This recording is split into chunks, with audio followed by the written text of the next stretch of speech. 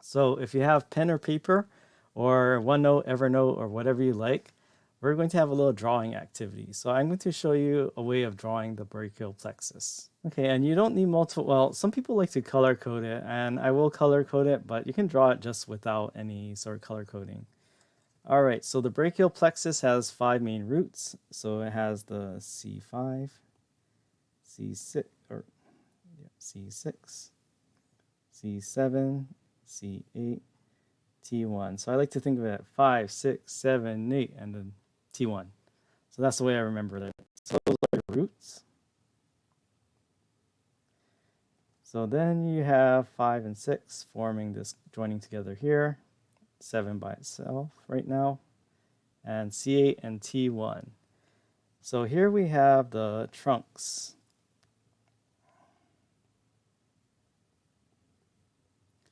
And there are 3 main trunks. So you have the superior.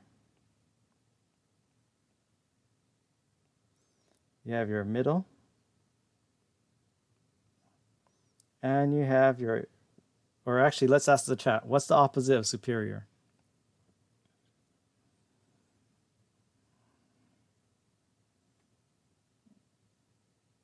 I'll draw it out right here. Inferior, yeah. So those are your 3 main trunks of the brachial plexus. And this is where it gets a little tricky. So what we have here is we're going to continue this. And we're going to draw this here. And then continue this. Then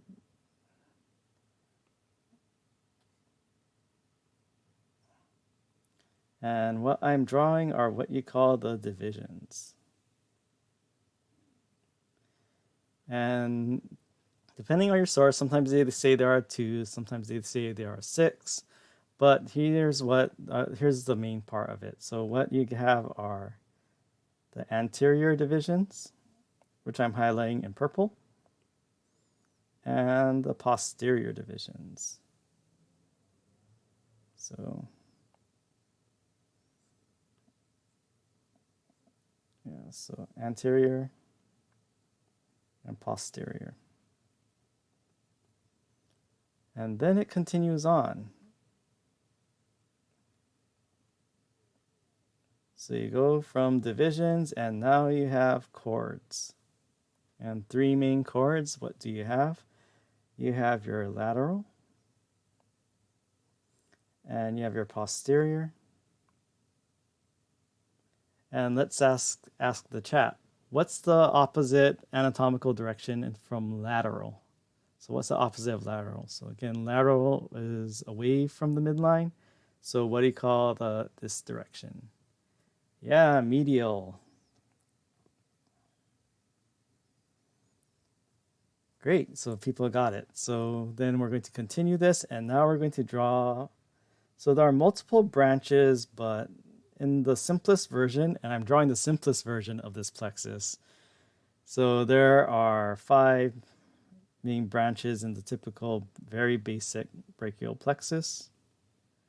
Sometimes in some variants, they draw this part up here, but for this one, I kind of draw it this way. And then this one goes here and fuses together. And this one, well, let me pull this one up a little more.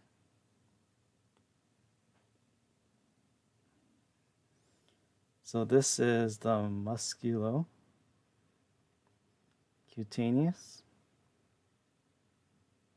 So like muscle plus the cutaneous membrane. So I think of it like muscle plus skin. Then axillary. So like axilla as in your armpit. This is why I like drawing it this way, because I have my median in the middle roughly. Then radial. And radius, so you have your bone, the radius, and then you also have the ulna, right? Phew, right? So this is like looks pretty complex if this is the first time you've seen it. I didn't memorize it in like the first time I saw it. But why do I love this diagram? Well, one, I think like if you're going to PT, you get this in the first month. Like my student who just made it to PT school this past, or my former student, yeah, he said like this was like on the first week of PT school, and his classmates were like panicking, but he was so glad he took this class and he knew how to draw this brachial plexus. If you're going to medical school, yeah, you're going to definitely get this. But it's showing you how complex all these nerves and the supplies of these nerves are to these different regions of your arm. And this is of the four main plexuses.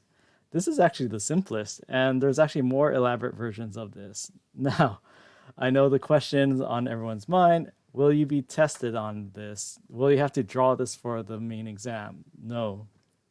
But what I'm trying to show you is yes, all these plexuses, they're very complex.